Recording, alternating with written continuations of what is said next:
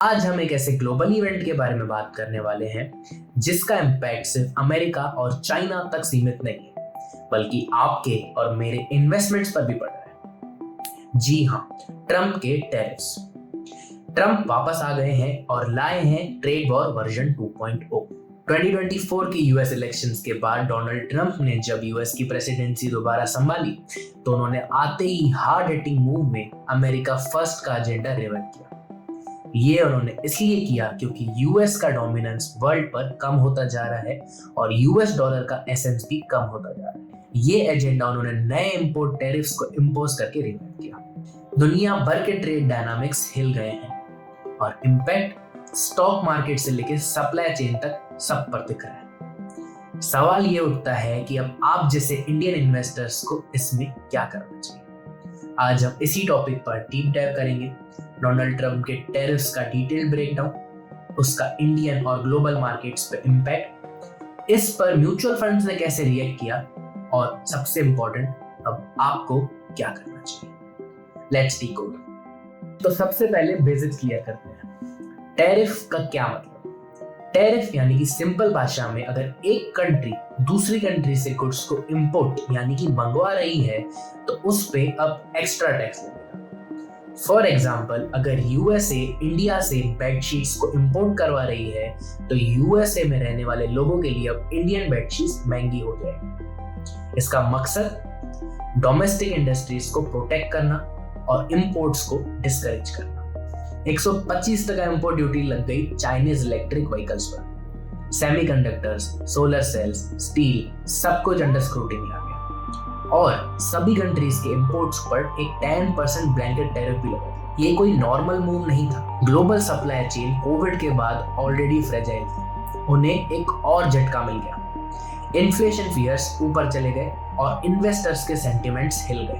अब जब अमेरिका जैसा सुपर पावर ये सब करता है तो बाकी दुनिया चुप नहीं बैठ सकती। ग्लोबल मार्केट्स ने इमीडिएटली रिएक्ट किया। यूएस में टेक स्टॉक्स सबसे ज्यादा पिटे, स्पेशली जिनका हार्डवेयर चाइना से था। नास्डैक ने सलग 3 दिन तक रेड में क्लोज किया। डाउ जोन्स में भी वॉलेटिलिटी हाई हो गई। चाइना ने भी तुरंत रिटेलिटरी मेजर्स दिए।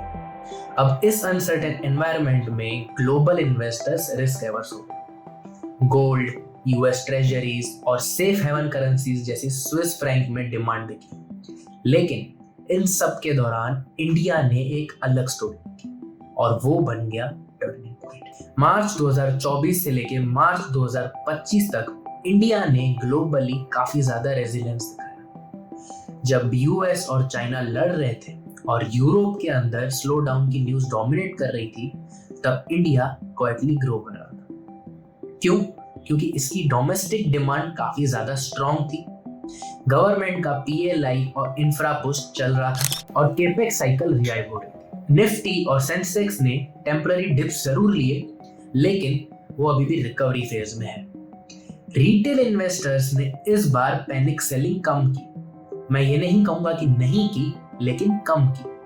और यही मैच्योरिटी दिखा रही है कि इंडियन रिटेलर्स अब सिर्फ रिटर्न के पीछे नहीं बल्कि स्ट्रेटेजी के पीछे भाग।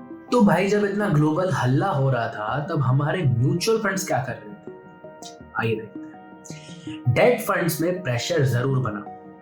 मार्च से अप्रैल 2025 के डेटा के मुताबिक ग्लोबल बॉन्ड यील्ड्स इंक्रीज होने की वजह से डेट में आउटफ्लोज दिखे हुए। इक्विटी फंड्स ने सरप्राइजिंगली स्टेबल परफॉर्मेंस दी।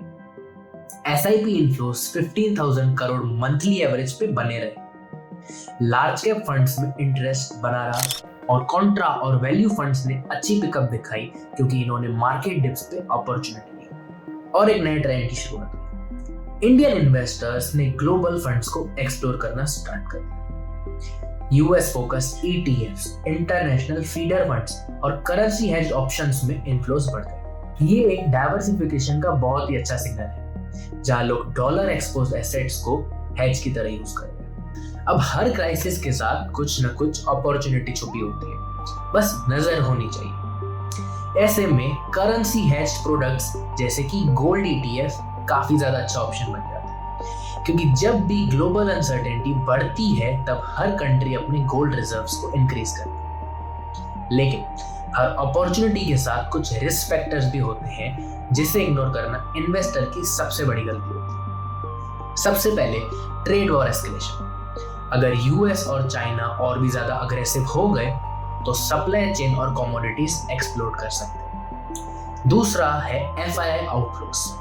अगर यूएस के इंटरेस्ट रेट्स ऐसे ही बढ़ते गए तो इंडिया से हॉट मनी निकालना जारी रहेगा। ऐसे में सबसे इंपॉर्टेंट होता है डाइवर्सिफिकेशन करना, अपने पोर्टफोलियो में इक्विटी, डेट, गोल्ड सबको इंक्लूड करना, अपने एसेट एलोकेशन पर ध्यान देना और साथ ही साथ अपने रिस्क प्रोफाइल को समझना। तो अब आगे का क्या रास्ता है?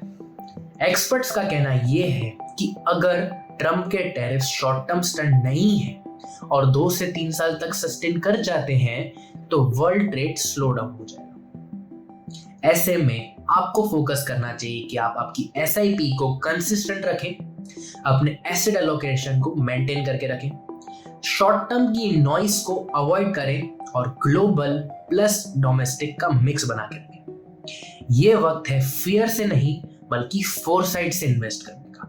तो ये था पूरा ब्रेकडाउन ट्रम्प के टैरिफ्स का, उसका ग्लोबल और इंडियन मार्केट्स पर इंपैक्ट, म्यूचुअल फंड्स ने कैसे रिएक्ट किया और कैसे आप ले सकते हैं स्मार्टर फाइनेंशियल डिसीजंस। अगर आपको ये वीडियो यूजफुल लगी हो तो इस वीडियो को लाइक करें। कमेंट्स में मुझे जरूर बताएं कि इस ग्लोबल अनसर्टेनिटी के टाइम आप क्या स्ट्रेटेजी फॉलो कर रहे हैं। अगर आप इस चैनल पर नए हैं तो इस चैनल को सब्सक्राइब करिए और बेल आइकन को जरूर दबाइए ताकि हर नए वीडियो की नोटिफिकेशन सबसे पहले आपको मिले। मैं हूं Shubham Jasnani, mutual fund distributor, insurance agent और सर्टिफाइड फाइनेंशियल प्लानर। मिलते हैं एक नई वीडियो के साथ, तब तक के लिए स्टे फाइनेंशियली फ्रीलेस।